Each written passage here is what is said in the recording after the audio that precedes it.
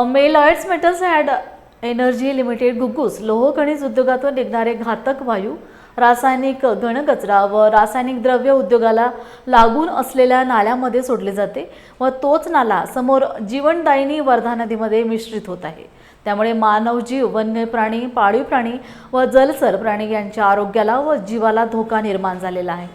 शेतकरी व आजूबाजूच्या गावातील नागरिकांना न्याय न मिळाल्यास भविष्यात तीव्र आंदोलन आम्ही सगळेजण करणार असा जिल्हा प्रशासनाला इशारा देण्यात आला आहे। लॉयस मेटल लोह खनिज प्रकल्प गुग्गूस यांच्या रासायनिक घाणकचरा, रासायनिक द्रव्यामुळे जे जल प्रदूषण झालेलं होतं त्याच्या विरोधात आम्ही आत्मदाह आणि अन्नत्याग आंदोलनाचा इशारा दिलेला होता। त्या अनुषंगाने आज दिनांक 25 ऑगस्ट 2026 रोजी मंगळवारला माननीय जिल्हाधिकारी साहेबांच्या अध्यक्षतेखाली मीटिंग झाली। तिथे प्रकल्पाचे व्यवस्थापक, प्रदूषण नियंत्रण महामंडळ, कृषी अधिकारी, तहसीलदार साहेब, EDO साहेब यांच्या समक्ष बैठक झाली। त्या बैठकीमध्ये आम्हाला आश्वासन मिळालेलं आहे प्रदूषण विभागाच्या अधिकाऱ्यावरती कारवाई होणार आहे आणि प्रदूषण करणाऱ्या लॉयस मेटल या लोह खनिजच्या विरोधात कारवाई होईल।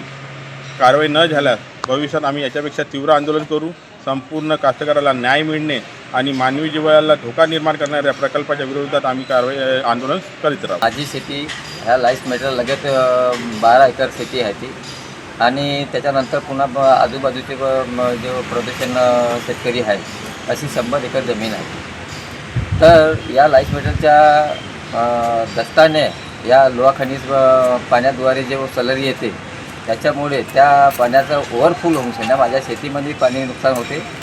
त्यांनी तो नाल्याचं पाणी बंद करून सध्या स्वच्छ पाणी सोडावं आणि त्या माझ्या नाल्या शेतीला जे नुकसान होतं आहे त्यांना संरक्षण भिस्त बांधून द्यावं आणि जे माझं नुकसान शेतीचं झालेलं आहे त्याच शेतीचं नुकसान भरपाई करून देण्यात यावं। यांना कंपनीला निवेदन दिलं होतं, जिल्हा अधिकाऱ्यांना निवेदन दिलं होतं। तर त्यांच्यानुसार ते आता जे आपण कारवाई केली आहे ते त्यांच्यानुसार कारवाई